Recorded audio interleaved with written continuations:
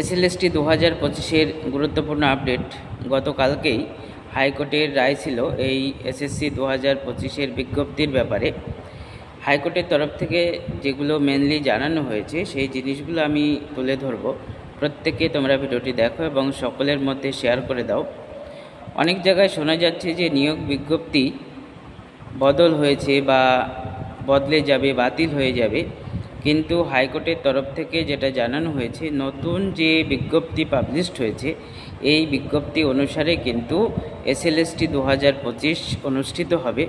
কিন্তু যেটা পরিবর্তন করা হবে সেটা হচ্ছে 2016 সালের যারা টেন্টেড ক্যান্ডিডেট তাদের কিন্তু পরীক্ষায় অংশ নিতে দেওয়া যাবে না, যেহেতু গত মাসের 14 তারিখ থেকে ফর্ম ফিল আপ হচ্ছে এবং অনেক টেন্টেড ক্যান্ডিডেট হয়তো অ্যাপ্লিকেশান করে দিয়েছে, তাদের অ্যাপ্লিকেশান বাতিল হবে এবং নতুন করে কোনো অযোগ্য ক্যান্ডিডেট কিন্তু ফর্ম ফিল আপ করতে পারবে না।